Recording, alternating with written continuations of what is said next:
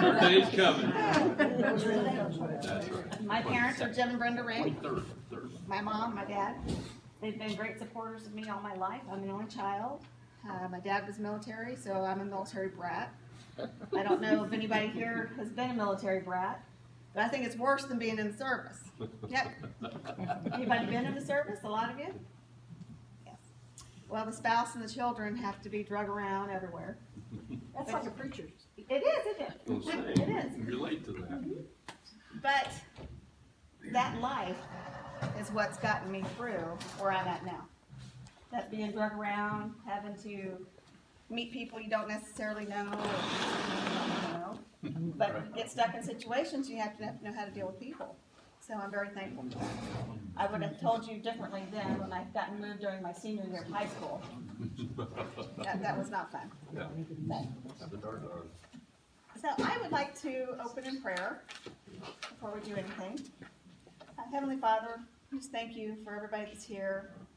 And we thank you for your mercy and your grace in our life and the wonders that you show us each and every day that we take a breath. I just ask that these be your words and not mine, and that you bless everybody here through friendship, through the fellowship, and through this church. In Jesus' name, amen.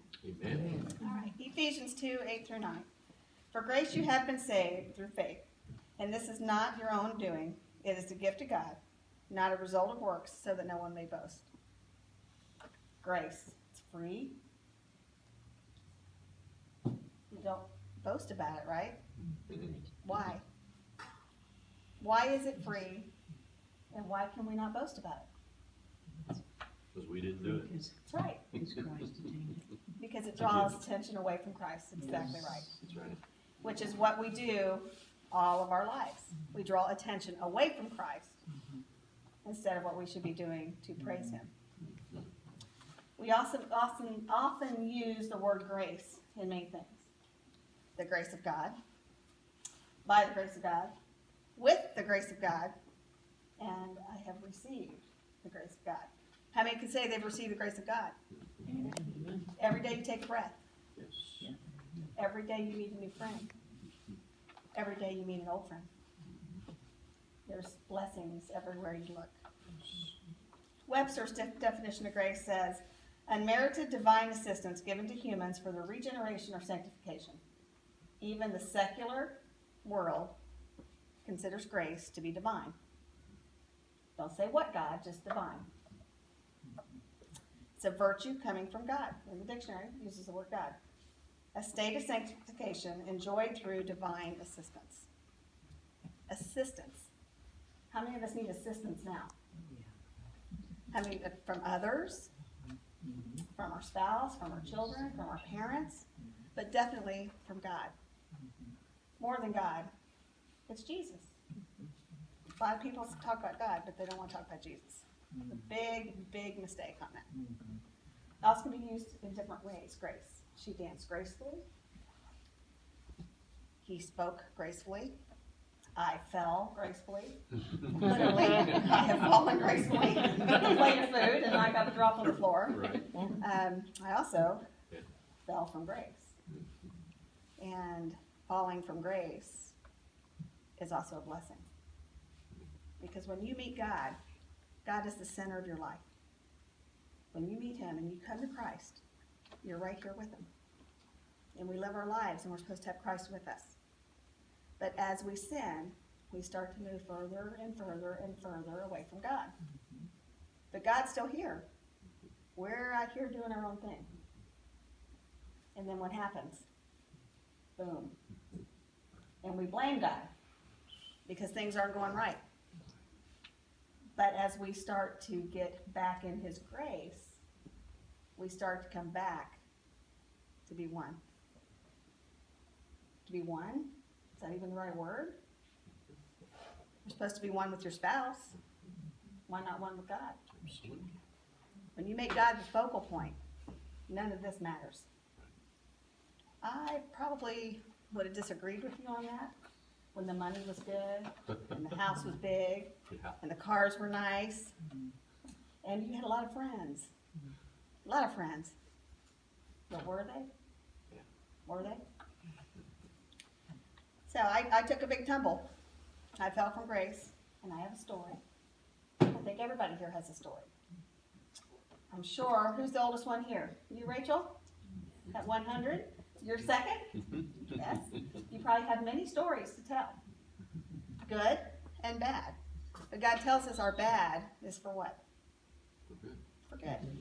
And sometimes if we don't go through that bad, how are we going to get to the good? I know there's a lot of people, I don't care if you're 1 to 101, there's some bad in your life. Every day. You're a pastor. What's the first thing people do when they call you? It's probably because they have a problem, Yeah, right? absolutely. Yeah. I had a pastor once, I told him I felt really sorry for him. He said, why? I said, I don't think you have any really good friends. He says, why is that? I said, because everybody comes to you on their best behavior. Do you really know who they are? That's right. And we're going to talk about that a little bit later. Yeah. Just like your friends, do you really know who they are? Look around you right now. I mean, really, look around you. Next to the person next to you, do you know them? Or do you just know them from church? Do you know anything about their life? Back at you. Did you know them when they were younger? Did you know them just yesterday? There's some people today you probably haven't met yet, or you just met them. So I do have some people here I'd like to introduce to you. Yes. I have some friends that I have met in wonderful situations, and a friend I've met in some very bad situations that was there for me. And through the grace of God, they are my friends today. Donna Hyatt, I went to church with her, I've known her for longer than I've known you, Dixie. I guess so. Yes. And then Dixie, we used to go to church together, all of us, me and my mom and dad, and Dixie and Donna, and she went somewhere else, and I went somewhere else, and then I met Teresa, and that's what we're gonna talk about. Poor Teresa's gonna get used as an example a lot today. But she's a senior.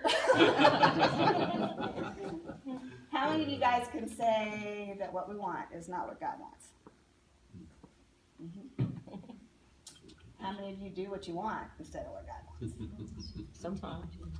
Even thinking it. You know, I think back on what I had and what I have now, and to be honest with you, none of that matters. It really doesn't. But 5 years ago, I would have said a whole different story up here to you. So I've also used, I learned some things older in life, which I should have learned when I was at a younger age. And, you know, that saying, if you're going to go back, you would keep your mind and everything, but you go back to the younger body. I don't even know if I would do that. I just don't, and we're going to talk about that too. Jeremiah 29:11. For I know the plans I have for you, declares the Lord. Plans to prosper you and not to harm you. Plans to give you hope and a future. You guys still think about your future? Nobody's nodding. You still have a future. I don't care how old you are. What is your future? Is everybody retired, or somebody have a part-time job, or are people still working? I'm waiting for God. There you go. Bring me away. Some of us still have young children. But we still have a future, and you still have a job to do, and that's what we're going to talk about. You still have a job to do, and what is your job? What is our sole purpose? Anybody got an answer for that? Tell people about Christ. Tell people about Christ. We are supposed to glorify God. That is our number one reason for being on this earth. It's the whole purpose for creating. That's right. That's right.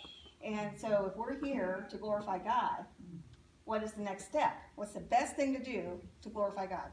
Witness. Witness. With your life. How do you witness? With your life. Your life, your examples, yes. People watch your actions. Yeah, you can use your lips, of course, Yeah. but they're gonna watch your actions. Yeah. And I got saved, I'm gonna say it as a young kid, and life happened. High school happened, marriage happened, babies happened, life happened. And you're right here with God. Every event that I was sinning got me further and further away. I thought I had everything. I really did. But perception in the secular world, being of the world, I was probably thought about as a pillar of the community. I had businesses in town. I was an employer. I went to church. I was a churchaholic. I was there all the time. Between work and church, I was never home. And that's not a good thing either, to be honest with you, it's not. I taught in the church, did women's ministry, I did the nursery. When I first started going to church, my kids were the only ones that were in the nursery. It was an older church. And that church did grow. My kids were raised in a church. I was in and out of church, being in a military family. My dad traveled a lot. So I went when my mother took me. And she worked for a church, at a daycare in a church. And I went there, and I believe I got saved at that time. Like I said, high school happened. I was not a fun high school child. My parents can probably tell you. I would sneak out. I would drink. By the time I was old enough to drink, I didn't want it anymore. That's how much I had drank. People who really knew me. The drunk, the person who had whatever boyfriend she wanted, horrible grades. We're not even going to discuss my grades. I went to college at 32 years old, had to get my transcripts from high school. I had a 1.9 GPA. barely graduated. Not proud of that. Skin of your teeth. That's right, because I was social. I cared more about going out to the parties and going to the ball games, but I could remember and pass my tests. My memory allowed me to pass my tests. So I had a gift from God then. I can still, from my college, see my notes on the board. And could take a test and memorize where things were. So that's what saved me in a lot of events, and we're going to get to that. So my point there is, who knows the real you? The raw you. Does your wife, does your husband really know you? Do you really know him? I never. Do you really, 50 years. Do you really know her? Yeah. But do you know each other's thoughts? Do you know each I can other's? read her thoughts. Okay. No, I can't. Sometimes we do things to make our Do that, spouses correct. happy, right? We don't necessarily want to do it. Sometimes we do things we shouldn't do for ourselves that we don't necessarily tell our spouses about, or our parents about, or our friends about. So do people really know the raw you? The raw you. Mm-mm. You think you do. But my question here is, do you? Do you know yourself? I had to learn that the hard way. I didn't know who I was. I was what everybody else wanted me to be, or what everybody else thought I should be. And that's not right. Donna can probably attest to a lot of things. Dixie can. I know Teresa can. I lived with her 24/7 for 2 years, and we're going to talk about that. So, how many here have fallen from grace? Should be all of you. It's said, it's daily. Yeah. It is daily. But Christ gave up his life for you through grace because he loves us, so that we can what? Glorify him. So, senior group, how are you glorifying God? What are you doing in your daily life, in your daily walk, to glorify God? Do you think about the past? Do you dwell on the past? Can you move on from the past? I struggled with that. It's hard. And I realized one thing in life: perception is reality, but it's not the truth. So how people perceive things is not necessarily how things are. And when I went back to school, I was a biologist. I went to school to study biology, which means the study of life. So the more classes I took, the more I believed in creation. Didn't believe in the Big Bang Theory, didn't believe in anything else but creation. And I had one of my professors draw on the board the succession of life, you know, the fish to a man with a briefcase. That's what he had at the end. And they put God with a little g. And I asked him after class, we're standing there talking, I kind of erased his G and put a big G. And he said, "Oh, are you one of them?" I said, "Yes, I'm one of them." And I said, "And the more you tell me millions and billions of years, the more I'm saying 6, 7, 8, maybe 10,000 years, maybe." Most. Yeah. And the reason why I say that is as a biologist, technically I'm a scientist, never used my degree for any of that, by the way. But carbon dating was the very first test, or close to the very first test, that came out with dating the earth, dating things, how old they are. Well, when they didn't match what scientists said about the Big Bang Theory, they had to create something else. And math is math. You put a formula together, you're gonna get a result that you want. And things get created. But it's not coincidence that carbon dating said the earth was only X number of years old, because it matched what the Bible said. It did that because that's God. It's nobody else. So with that being said, perception. Who knows about Charles Darwin? Anybody really know who Charles Darwin is? When you think of him, what do you think of? Evolution. Did you know he was actually studying to be a Monkey. priest? A monkey. Well, because people would come from an ape, right? Right, Yeah. that's right. Yeah. Yeah. I want to know where the ape is that has a human face, or where's the human that has the tail, Yeah. or the, yes, from something else it came from. But my point there is, Charles Darwin was even perceived wrong. He wasn't the first to discover evolution. He didn't even discover evolution. His theory in his book, if you've ever read it, is the origin of life, meaning survival of the fittest. That's it. The best person suited is going to win, or animal. In the wild, that's what happens. Survival of the fittest. The biggest and best is not always the best. The smallest, the runt, might be the one that survives. You never know. So, back to me. I had it all. I had the career. I worked hard. I've always worked hard. If I couldn't work hard, I'd find somebody else to work hard. My dad would pay me $10, say go get the grass mowed, or get the grass mowed. He didn't say you go mow the grass. I'd pay a boyfriend $5 to go mow the grass. My husband did it for free. So I've always been an entrepreneur. I've always owned my own businesses. I've always worked hard. I never put God first in that business, even though I was very blessed, very blessed. I had status. I had my own little empire. I had power within that empire. I had employees that could go do what I wanted them to do. I had the big house, the nice vehicles, had a great family. I even had Jesus. I had Jesus. But I didn't believe Jesus. I didn't believe that his word said, trust in me, I'm going to take care of you. When he says, knock and I'm going to open that door, he really means it. Hard head. Very hard head for me. Christ put me in jail. He put me in jail. I was diagnosed with cancer in 2011.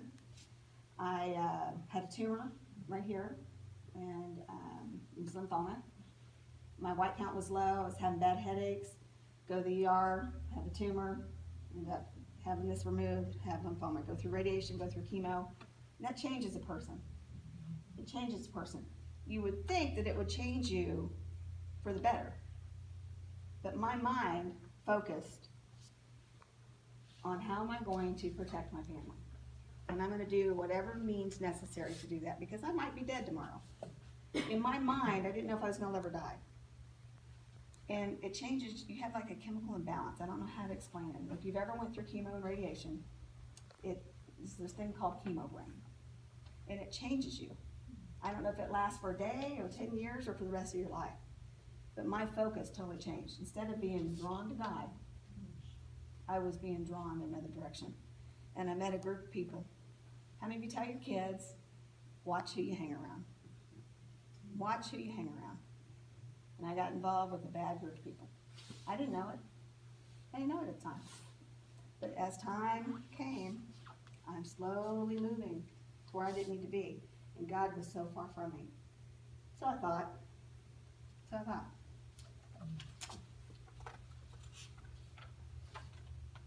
Told you I wouldn't use my notes. I've already covered all that. So I have a little example I'm going to start with.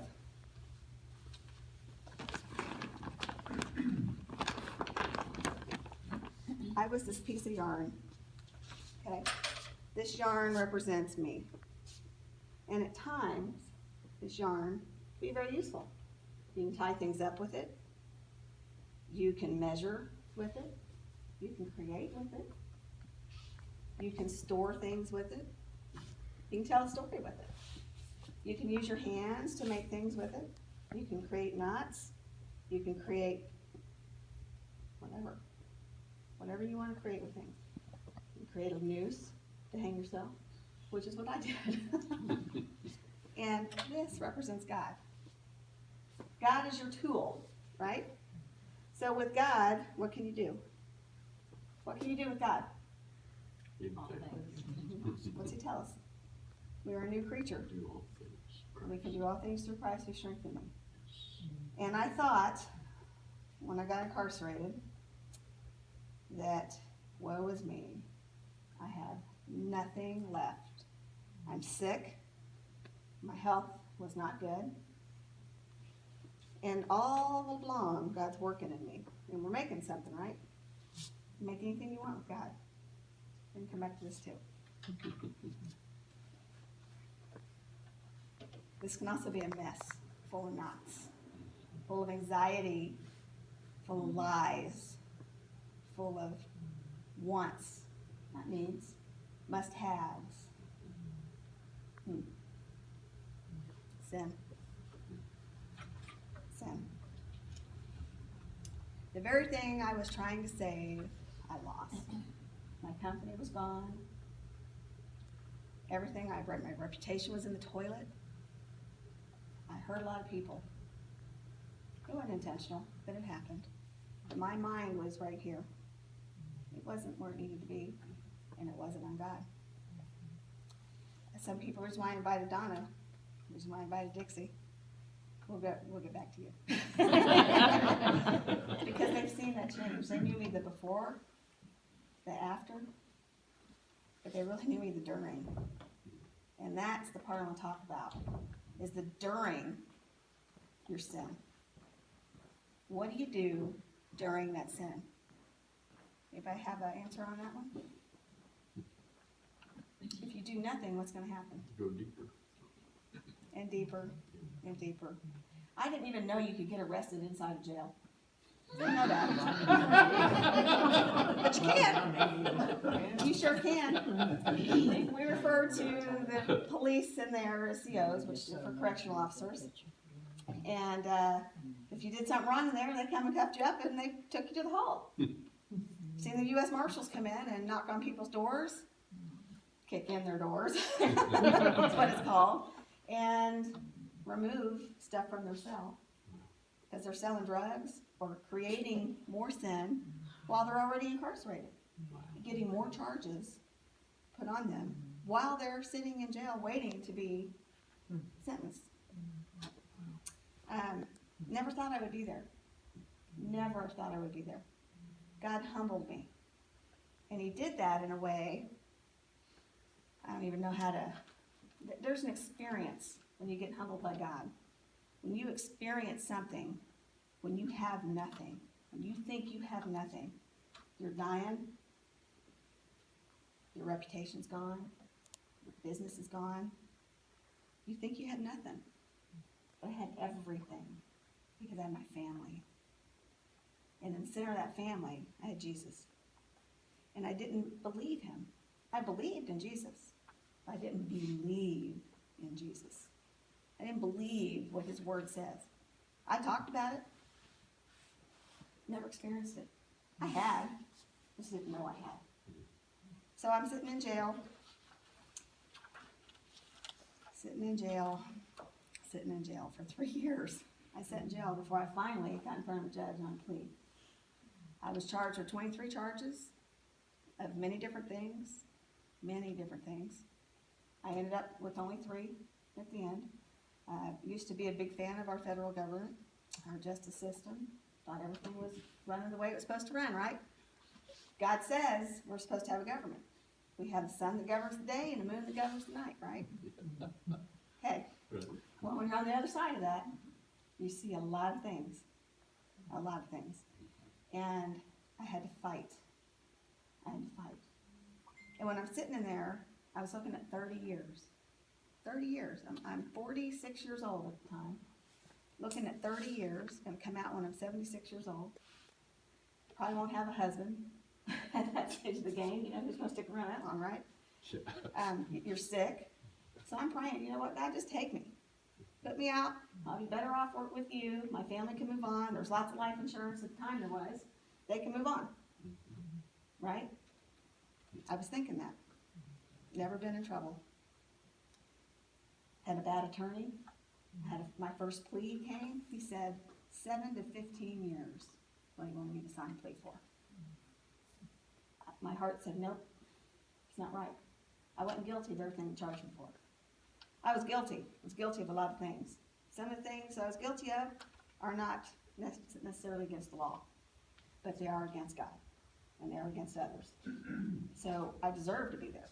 I deserve to be there for many things. I wish I would have been there on behalf of God. I was put there because of my beliefs, but I wasn't. I was put there because I didn't believe. So what I'm telling you today is, when you're sitting somewhere, I don't care if you're 1 or 101, like I said before, you're looking at your future. You don't really know what that future is going to be, especially in a situation where I have always provided for myself. I've always worked hard, always created the money, never knew from day to day what accounts we were going to have. I was a contractor, so I had to go out and sell. I had hired people, I had to fulfill the contract, you lose contracts, go find another one. I'm always on the go. Now I'm sitting behind bars, nothing to do. Absolutely nothing to do. And I'm getting mad. Oh, I'm getting mad. I'm blaming God, blaming the people. I start writing a book. And I start making these characters in this book. And I write this fiction book. It's a clean book. It's very clean. No language. It's very angry. And these people got killed off. And that's how I took out my frustration. But as I'm writing this, I'm starting to change. Okay, I'm getting on my knees now. Instead of being mad at God and telling him to take me, I'm getting on my knees, I'm admitting to what I've done wrong. Not because I'm in jail, I did well, because I was in jail, but I'm not admitting to just, I'm a sinner. I got on my knees for hours and hours with tears and humiliation. What else was I going to do? But I hadn't hit rock bottom. Thought I had, but I didn't. I didn't. When I was younger, I first got married, and I first started to study the Lord, study His Word. I thought I wanted to do missions. My husband didn't want to do missions. No. Matter of fact, my husband said, you go to church, just make sure you take the kids with you. Go. I'm not going. Anybody been there? Finally, he started coming to church, and he got saved, and things got good. But they weren't real. They weren't real. We were doing the motions. We were going to church, we were going to work, we were going to the kids' events, we were blah, blah, blah. I was lying to myself, I was lying to others. Then you start covering up why you did things. Don't do that, because it leads you to where I was. I was so stubborn. I could have stopped. I could have said, you know what, no more. I'm sick. I'm going to do this right here. You guys go on about your business. In fact, I did do that. But it was a little too late. Because I stopped doing business with some people that were bad. First one that tells is one that wins. I didn't even know what we were doing was wrong. But I got put in jail for it. You can Google it. It's not all true. You can Google, they said my mother was in jail. It didn't happen. There's a lot of things on there. It doesn't matter. Because perception's reality, right? Who you are is what people perceive you to be. Is your career who you are? What you do for a living, is that who you are? How many of you had 20, 30 years doing the same thing? How about being a parent? That never stops, right? Is that who you are? A sister, a mother, a brother, a father, uncle, a niece, granddaughter? Who are you? I didn't even know who I was. I thought I was doing what I was supposed to be doing. I was deceiving myself. And I ruined my testimony. I ruined it. That's what hurt me the most when I got in here. The humility is gone now. It's been 6 months. All that's over. I've been in chains, locked up, going to the judge in front of all people I know. Newspaper there, helicopters flying over our house, taking pictures. It was ridiculous. It was absolutely ridiculous. But like I said to them, perception-wise, I had this huge empire, and I didn't. We were a small business, but it was on the verge of a bigger business. I let that get in the way. I had parents and family and friends tell me, stop. So my actions led me to incarceration, jail, court, cells, locked up, locked down, handcuffs, chains, literally chains. You had handcuffs to a chain around your waist to your ankle. Sometimes you had a chain from there to your ankle, depending on where you were going, who's picking you up. And you're shuffling. You're gonna talk about embarrassment and humility and oranges and clothes that don't even fit, shoes that are too big, holes, wrinkles, whatever. That's what you were wearing. So I come from a professional world to this. It's the best thing that ever happened to me. The best thing that ever happened to me. Because I was so stubborn and so hard-headed. It doesn't matter if I got 55 charges or 1. The reason why I was there is because Christ put me there. He put me there because I had not put him in the focus of my life. And we had a lady in there. She's probably 400 pounds, wouldn't you say, Miss Young? Mm-hmm. Yeah. She had sores all over her body where she had shot up with heroin and whatever drug to get high, where she had missed her veins and had sores all over, boil-like things that had started to heal and had nasty scars. She was a believer. She was a believer, and she would come out there and she would cut up and she would participate in the dancing on the tables and the stuff. And like I said, she was a very big woman. I don't even know how she participated, to be honest with you. Walked with a cane. Wow. And she started staying in her room. And I knocked on her door once. She said, Brenda, I want you to read something. I said, well, what is it? She was writing poetry. She was writing her prayers to the Lord. And they were so beautiful. And she was talking about her sin in these poems and praising the Lord at the same time. And it was so pretty. And so I said, why don't you share this with people? So it started to be a small Bible study. Well, I'm used to teaching, and I'm used to leading things like that. The problem is, I didn't really want to be a part of it. Those words were coming out of my mouth. I'm going, what are you doing? I don't want to be in there with these people. These people, I'm not one of them. No, I'm over here. No. So we start doing this. Next thing I know, it turns into a Bible study. You're not supposed to have anybody in your cell at all, unless you have a roommate. Next thing, we have 5, 6, 8 people in her cell. She's leading the study. And we're looking, it's in a day room, kind of like this, and off of the day room, you have cells. So you walk out into your cell in a room like this, and then there's showers and a microwave. That's it, sink. That's it. That's where I lived for 4 years. Maybe, that's about the size of this. No, it was this big. Maybe not, the size where we were. That's where I met Teresa. Teresa had never, ever heard the word of God. I'm knocking on her door. She's staying to herself. For some reason, she sits at my table. I sat at a table with a nasty woman. Nasty, nasty woman. Boy, she judged everybody. She had these sunglasses, which I don't even know why she had them, but she had surgery on her eyes, so we were not allowed to have sunglasses in there. But she had them because she just had these eye surgeries. And she would use them to pretend like she wasn't looking at you. And she would read all your stuff, and she could tell on all these people. She was the pod snitch. So, you get labeled when you sit with people, right? That changed too. Teresa, I said, come on, let's go to a Bible study. I don't want to. I said, what else are you going to do in here? Come on. I didn't want to go myself. I'm sitting here asking her to go. So we go to the study, and we're sitting in there, and these people are out here acting a fool. And Miss Young says, look at them. I can't believe I hung around them. Boy, have they changed. And I said, no, you changed. You were doing that. You were out there cussing and dancing and acting a fool. Not that there's anything wrong with dancing, but this was not the right type of dancing. Stuff you shouldn't have been doing, now you're seeing that.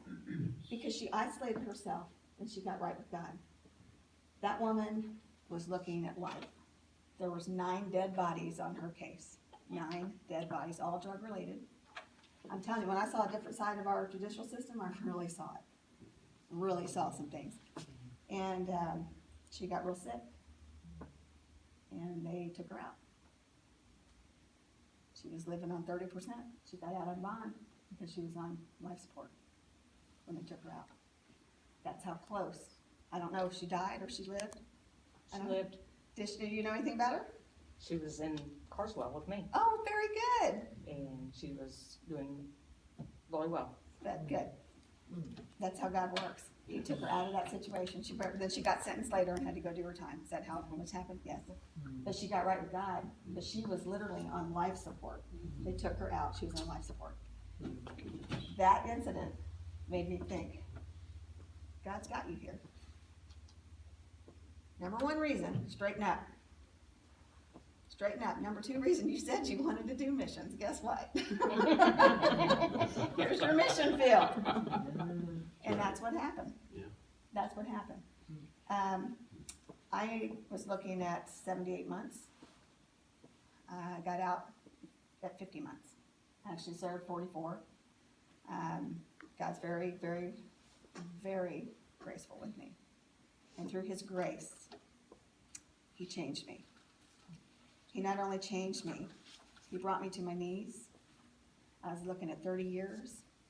I was sick, didn't know if I was going to live or die. The medical situation there is horrible. Teresa can testify to that. But grace touched my heart. It touched my soul. It healed me. It healed my soul. Grace shined through me because of Jesus. I never thought that was possible. When you look in somebody's eyes, you know there's a different look about them when they're following God the right way. When they are in Jesus' will for you, you glow.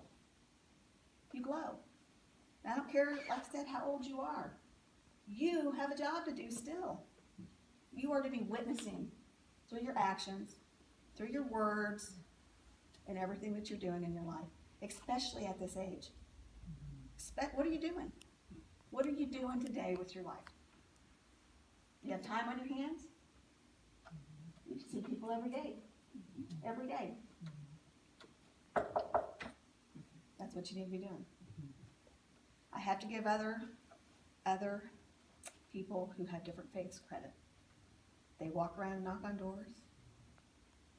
They do their prayer. They bow at a certain time. They are very religious in their ceremonial things that they do. We don't necessarily do that, do we? We don't have to do that. We don't have to be showing symbols other than we do the symbol of the communion. What we're supposed to do is follow Christ. I didn't do that. I didn't do it. But God also gave me some gifts in there that I never knew I had. How many of you later in life have developed a like for something that you didn't think you liked? My husband hated onions my first time. Puts them in everything he eats now. Just using food as an example, how many of you wouldn't eat something when you were younger that you love now? How many of you have a gift that you do now that you didn't do when you were younger? I learned how to draw when I was in there. Never did it before. I got bored. I decided I was going to draw. And trust me, the beginnings were not good. And I'm still learning. I'm still learning how to draw. I've taught myself. But it got my mind off of what was going on. And I was focusing through these drawings. And these drawings, every step, every little thing I would do, every little thing was a gift that God was giving me. And each little stroke was changing my life. Because my focus now was right here, right in the center. Me and God in a 6x8 cell, or however big they were. And I enjoyed, we got locked down probably 2 hours at a time, 4 times a day. In the beginning, the anxiety of having that door shut and can't get out drove me nuts. But then I craved when it's locked down, because that was my time with God. It was my time to learn what he was telling me to do. It was my time to say, hey, you screwed up. It's okay. Fix your testimony. What you're doing now is your testimony. When you got saved was a testimony. When you led somebody to Christ, that was a testimony. When you're sitting here eating dinner and you say you love Christ, that was a testimony. That's a testimony. Everything you do in your walk with the Lord is testimony. I thought when I got out of jail it was going to be easy. It was actually hard. I see why people want to go back. Because you got to face people. I got a lot of rights to wrong, right? Or a lot of rights to wrong? No, a lot of wrongs to right. But I thought I was right in what I was doing. My intentions were good. What do they say about intentions? Yeah, that's right. That's right. Nothing that I did was intentional, but it hurt a lot of people. And I got to make things right, not just monetary, not money, but I had debts to people that I need to sit face to face with and tell them I'm sorry and ask for their forgiveness. And that's hard when you run into somebody, and I'm doing that. One person at a time. I've been doing it. I still need to do it. I've been meeting, even against other people's advice. Why are you doing that? It's something that I need to do to heal myself. And what I'm telling you, if you think you have wronged somebody, you need to go to them and you need to talk to them. And it's their choice if they want to remain in a relationship with you. But if they don't, that's okay, because you did what you're supposed to do. How many of you now think back to somebody maybe 30 years ago that your testimony and the way you were acting turned them away from God? We've all done it. We might even know we've done it, but we have all done it. My goal now is I have a battlefield, and that battlefield is my family. Going to jail has strengthened them, but it's also torn them apart. And I don't know how else to really say that. Because of my actions, they don't go to church. They were all raised in church, my kids. They claim to love the Lord. That's a relationship between them and God. Only thing I can do now is be there for them, love them through it, and hopefully they will come back. And I'm hoping through my actions now, that's what they're going to do. I can go back out and I can get that job again. I could start my own company. I could go back and get everything I had before. But God won't allow that. And you know why? I'm still sick. I'm not going to die. But He's gave me an immune deficiency, which means when I'm around a bunch of people, I'm supposed to be wearing a mask. You get a cold, you might have it for 3 days, I'll have it for 3 weeks. He's put me in a situation, because I didn't listen, and I'm hard-headed, that you're not going to go do that again. Those days for you are gone, because if you do, you're probably going to get right back to where you were. So we're going to stick you right here, Brenda Wood, and this is what you're going to do with your life. And that's okay, because it's God's plan, it's not mine. So many of you have a battlefield, right? What is your battlefield? Give me some examples of your battlefield right now. Everybody's got a problem. Eleanor, got a problem somewhere? Oh, I'm perfect. There's a problem. Deanna, you have a battlefield right now. And sometimes that battlefield isn't with you and others. That battlefield's between you and your heart. I had a heart issue. I was playing the role. I was doing what I was supposed to be doing. So I thought, this and this, we're not talking. We're not talking. You can bless others through your actions. You can bless God through your actions. What does He tell us? Same words we bless Him with, we curse others with our tongue? Yeah. It's not something that we should be doing. It's something that we need to focus on. If you're going to walk out this door and continue doing exactly what you're doing every day, you're not glorifying God. You should wake up every morning and thank Him for the situation that you're in. I don't care how bad it is. Teresa, I'm going to put you on the spot. Okay. She got put in jail.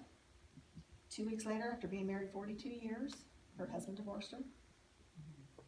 Not only did he divorce her, he sold at an auction her family home that her father built. It was left to her. None of her kids talked to her. She was not healthy mentally. She came to know the Lord. You want to tell them how your life has changed just a little bit? Well, I was diagnosed with I can't talk very well. She just got new teeth. I was diagnosed with PTSD because of the verbal and emotional abuse that I suffered for the 42 years. I don't have my grandchildren. I don't have my children. But I have my aunt, my uncle, and my cousin, who through all this has given me a place to live, love, unconditional love and support. I have a car to drive. The only thing they ask of me is to cook dinner, because none of them like to cook. But I'm trying to open a store, and they are right there behind me every step of the way. And of course, my cousin puts a leash on me, telling me I don't need certain things, but you know. But I wouldn't be where I was today without the Lord, because when I was due to get out of jail, I had nothing, and I didn't know where I was going to go, what I was going to do, and my cousin was there to pick me up.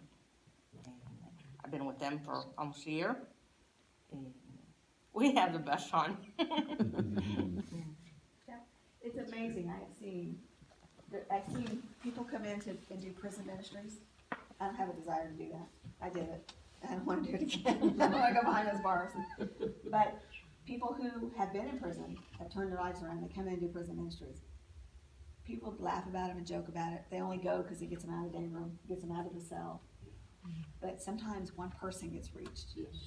And that's all that matters, because that one person's going to do what? My mom and dad only had one kid. I had 4. You know, that's the way it works.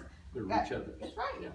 Reach others. All you can do is plant that seed, let somebody else water it, let somebody else nurture it, let somebody else prune it, let somebody else teach it, let somebody else disciple. But you might be the one that does it all. So I realized when I was in there that I might be the only Bible some of those people read. Might be the only words coming out of my mouth. And the church that I went to saved my life being in there, because it was a Bible church and it spoke clearly about the Word of God. And those verses and the hymns that we sung got me through that, because I could sing them in my head. I knew where to go in the Bible. Might not know exactly, but I knew where to go. And before I know it, I'm flipping through that thing, and I'm sitting at tables, and we're doing Bible studies. They were talking about me. I don't care. I was Miss Goody Two Shoes. I was a lot of things. But I was the first one. Can you help me? Yeah. When there was a problem. That's right. And I said, come on in. And I would do it again to reach that one person. And when I knew this lady got saved, I knew I was back with the grace of God. I knew I was doing what I was supposed to be doing, because I got on my knees and I repented. And now the hard part is ahead of me. I got to make things right with a lot of people. So now my story's out there. It's out there.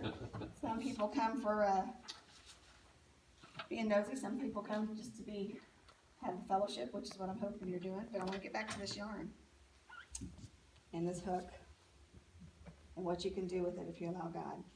And I do crochet. I haven't crocheted in a while.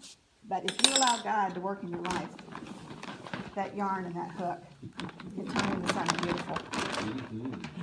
And He can turn that ugly into something beautiful, something useful. Yeah. I didn't make this. We actually got it at a yard sale. Somebody did. Yes. I don't crochet this well. My point is, let God use you. Don't throw that tool away. We buy tools for everything. We have a car, it's a tool. I used to tell people all the time, this is my tool. It gets me paid. The car gets me to work. Yeah. Right. It gets me to the job. It delivers the service that I'm selling. Use Christ as your tool. You guys have time now. How many of you here are retired? You have time. What are you doing with it? My time seems to go faster now that I'm not working, though, than it did when I was. But what are you doing to glorify God? Get out of the routine you're in and step out and do what God's telling you to do. What's He telling you to do? You know, you're here for a reason. I knew Rachel. I never knew her. My mom told me about her. She was praying for me. She knew where I was at. I was so glad to meet her when I got out. So glad to meet her. She kept it a secret. She didn't have to, but she did. Sometimes you have to trust people, and that's where I'm at now. Trust is earned. It's not given. And I have to re-earn that, because I broke that with a lot of people. And that's my job now. Through my actions, what I'm doing with my life, I hope people are going to believe and see that changed me. So, I have my favorite book of the Bible, this Revelation. I say this every time I speak, every time somebody gets saved, is Revelation 20:15. Anybody know it? Think about it. It's one of the most important things you can do. It says, anyone whose name was not found written in the book of life was thrown into the lake of fire. Is your name in that book? A lot of people go to church. Their name might not be in that book. What are you doing to get others' names in the book? That is the most important thing you should be doing right now. Make sure your name is in that book. Make sure you put others' names in that book. Then you're glorifying God. And you can't do that if you're not living the life you're supposed to live. Right. Not only, and it's not me, it is the grace of God. Several women came to know the Lord, and it wasn't just a jailhouse thing, because that's what they say, I found God. Yes. Yeah. Some of these people actually changed their life, and we were in there for years, so you could see this change. Yes. And some people would say, I don't know, go talk to Brenda. But in the beginning, they were going, oh, don't talk to me, Yeah. go away. So that all changed. By the time I left there, I was Miss Brenda, from the old or the young. Wow. It was a respect thing. And like I said, I met a lot of really good people. I missed my family. It was the best thing that ever happened to me. So now I gotta figure out what I'm gonna do. He's given me the gift to draw. I did write I actually wrote 4 books. I have a publisher for my first one, the one I talked about. It's a little gory, just like you know. But then when I was writing the sequel to it, my heart had changed. My heart had changed. So the sequel is taking a spin. I'm gonna give you a little tidbit about this book. This character is a female vigilante. Okay? So she's righting all the wrongs that she thinks she's been wronged on. In the end of the book, she's actually, it's all in her head. None of this actually really happened. I'm turning it into a salvation call. So that's kind of where the book is at. I also wrote a book about demons. It's a fictional book. Demons are real. They're real. I mean, the book is fiction, but everything about demons in it's real.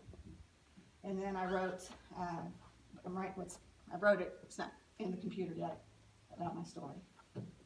And that one's gonna come out, probably the last one, because I gotta have an income. So this book's gonna come out probably January of 2020. That's the date for it. But if anybody wants any drawings, let me know. You do portraits? Yeah, I do, You but do portraits. I did them, I was gonna bring it, I didn't. They won't look exactly like you, Yeah. they'll look like you. Okay. But I'm learning, Okay. I'm learning. No. A little bit at a time. So I have 2 really, really, really hard critics, my husband and my father. I'm very thankful for my parents. They have been there with me, for me, no matter what I've done, they're right there. They may not be proud of me at times, but they've been there for me, and I love them both. Would Amen. somebody like to close us in prayer? Amen. That's great. Anybody volunteer? Pastor, you want to close us in prayer? Sure. Father, thank you for this time.